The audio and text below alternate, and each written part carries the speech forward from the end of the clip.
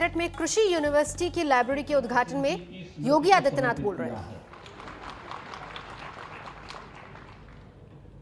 हम जानते हैं यहां का किसान मेहनत भी करता है। भारत की एकता और अखंडता के लिए जब भी आह्वान होता है तो समर्पित भाव के साथ आगे आकर के योगदान देता है। और खेती किसानी के बाद जो समय बचता है वो अपनी आस्था को व्यक्त करने के लिए, आराध्य तीर्थों के लिए, और सावन के महीने में तो कावड़ यात्रा में यहां के किसानों को झूमते हुए देख करके मुझे भी स्वयं आनंद की अनुभूति होती है। इसीलिए मैं भी उस समय अपने आप को रोक नहीं पाता। जब मेरे समय में लोगों ने कहा कि कावड़ यात्रा के लिए क्या करेंगे, क्योंकि पिछली सरकारों ने तो रोक लगा दिया था, हमने कहा रोकेंगे नहीं, उनके लिए सुविधा उपलब्ध कराएंगे। आवश्यकता पड़ेगी तो हेलीकॉप्टर से पुष्प वर्षा भी करेंगे। और भाइयों बहनों, ये जो गंग नहर की दोनों ओर हम लोग सड़क बना रहे हैं, दो लेन का, एक ओर का बना चुके हैं, दूसरी ओर भी बना रहे हैं। ये कावड़ यात्रियों को ही हम समर्पित कर रहे हैं, जिससे खेती किसानी के बाद जो समय मिलता है उस आस्था को मजबूती प्रदान करने का भी एक अवसर प्राप्त हो सके। और इसलिए मुझे बहुत प्रसन्नता है कि अब हरिद्वार की दूरी, यद्यपि मोदी जी ने दिल्ली की दूरी तो यहां की नजदीक की, 12 लेन का एक्सप्रेस वे मेरठ दिल्ली को जोड़ रहा है। उसके मंत्री जनरल वीके सिंह जी आज स्वयं इस मंच पर यहां पर उपस्थित हुए हैं। बहुत बड़ा कार्य हो रहा है। आपने देखा होगा, मैंने सुबह प्रयास किया यहां आने का, लेकिन हेलीकॉप्टर ऊपर से ही इतना ज्यादा धुंध था कि हेलीकॉप्टर उतर नहीं पाया, मुझे वापस जाना पड़ा। मैं और फिर बाई रोड में आया हूं।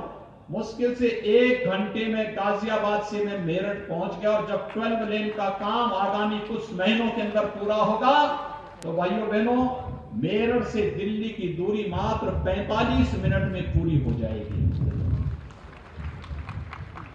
यहां के हमारे सांसद पर लगातार बोलते थे, राजेंद्र अग्रवाल जी, संजीव बालियान जी, हमारे जितने विधायकगण हैं जो यहां मंच पर बैठे हैं, संगीत सोम जी, डॉक्टर सोमेंद्र तोमर जी, जितेंद्र सितवई जी, सतवीर त्यागी जी, दिनेश खटीक जी, और नौजवान विधायक हमारे से सत्य प्रकाश अग्रवाल जी ने ये लगातार कहते थे कि हमारे लिए दिल्ली के लिए मेट्रो का क्या होगा।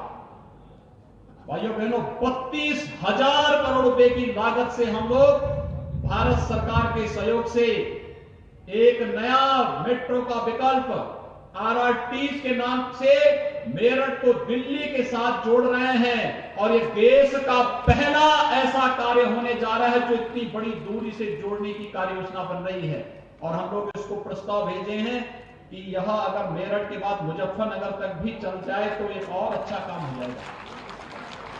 भाइयों बहनों, ये विकास के कार्य हैं। और ये गंग नहर भी हरिद्वार के साथ हमारे संपर्क को सीधे जोड़ रहा है। उत्तराखंड सरकार से हमने इस संबंध में वार्ता की। उत्तराखंड सरकार ने भी अपनी सहमति दी है। हम लोगों ने कहा उत्तर प्रदेश तक तो हम लोग बनाएंगे, उत्तर प्रदेश के बाद उत्तराखंड सरकार बनाए। उत्तराखंड के माननीय मुख्यमंत्री ने सहमति दी और मैंने यह भी प्रस्ताव दिया है कि अगर कावड़ यात्रियों के लिए हमें हरिद्वार तक भी बनाना पड़ेगा तो भी हम लोग बनाएंगे। उत्तराखंड सरकार का, भारत सरकार का सहयोग लेंगे। भाइयों बहनों, ये इसलिए जिससे पश्चिमी उत्तर प्रदेश के अन्नदाता किसानों ने, यहां के नौजवानों ने, यहां की बहन बेटियों ने, माताओं ने, यहां के विद्वानों ने, यहां के हर तबके के लोगों ने देश के विकास के लिए जो अपना योगदान दिया है, उस योगदान के प्रति शासन भी कृतज्ञता पूर्वक अपना कार्य कर सके। और भाइयों बहनों, केंद्र और प्रदेश सरकार इसी भाव के साथ कार्य कर रही है। यह कृषि और प्रौद्योगिकी विश्वविद्यालय जो सरदार वल्लभ भाई पटेल के नाम पर बना है, याद करिए, यह भी भारतीय जनता पार्टी की सरकार ने यहां पर दिया था, लेकिन इसकी प्रगति एक प्रकार से थम सी गई थी। और फिर से भारतीय जनता पार्टी की सरकार आई मैं कृषि मंत्री साई जी को और कृषि राज्य मंत्री श्री लाखन सिंह जी को हृदय से धन्यवाद देता हूं कि उन लोगों ने कृषि और कृषि शिक्षा के क्षेत्र में एक नया अभियान प्रारंभ किया है। और वो अभियान, क्योंकि जब हमारे किसान को नई तकनीक मिलेगी, हमारे किसान को समय पे बीज और खाद की उपलब्धता होगी, तो वह इस धरती से केवल फसल ही नहीं, सोना पैदा करने की क्षमता रखता है। और हमारा अन्नदाता किसान जब भी उसे अवसर मिला है तब वो इसने करके दिखाया है। भाइयों बहनों, प्रदेश के अंदर आपने इस बात को देखा होगा, पिछले 3 वर्षों के दौरान गन्ना किसानों को 1,12,000 करोड़ रुपए का गन्ना मूल्य का भुगतान प्रदेश सरकार ने करवाया।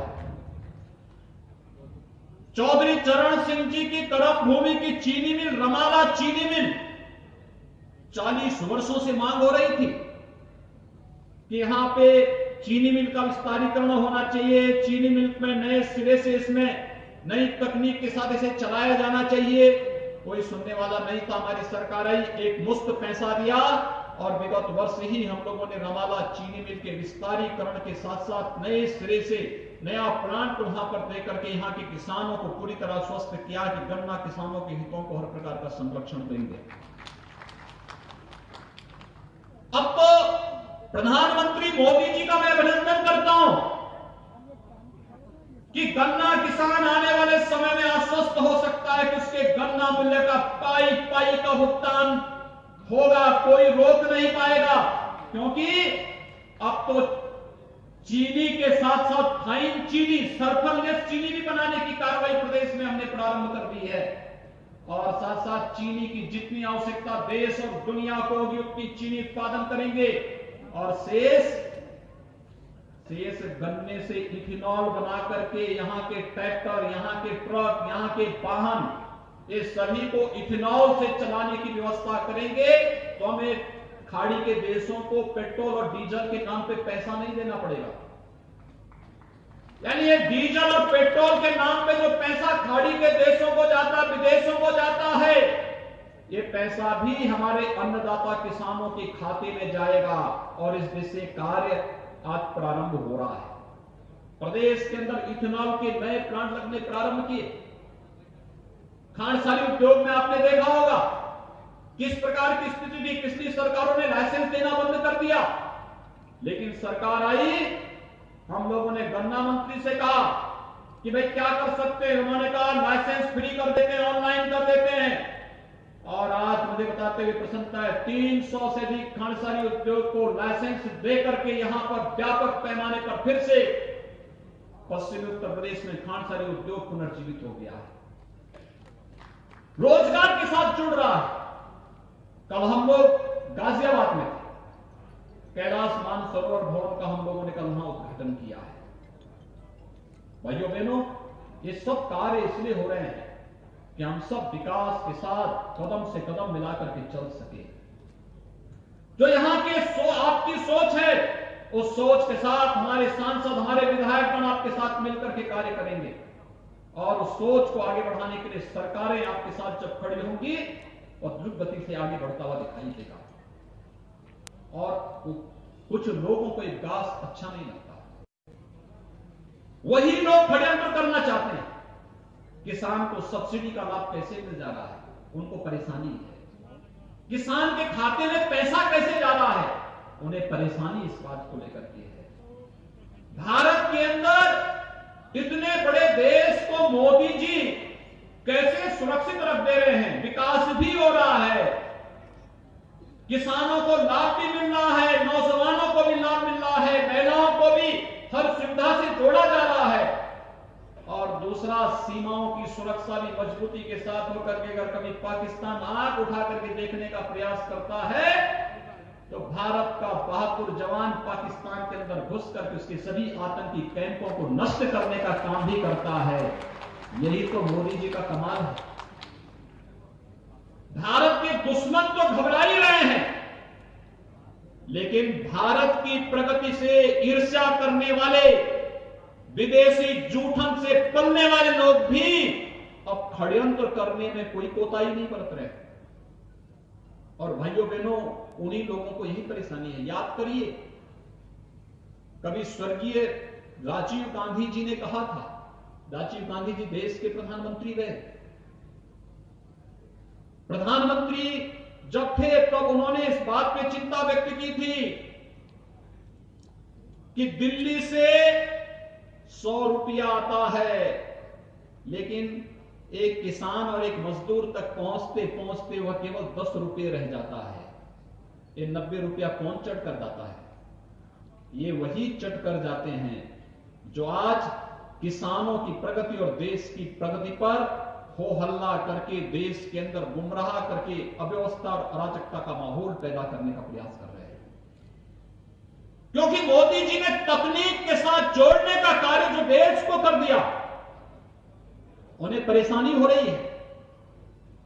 उन्हें परेशानी इस बात को हो रही है, उनकी परेशानी तब भी सामने आ रही थी जब कश्मीर में धारा 370 समाप्त कर दी गई थी। तो मुख्यमंत्री योगी आदित्यनाथ किसानों के हक में आवाज बुलंद कर रहे थे। बहरहाल आपको ये भी बता दें कि किसान आंदोलन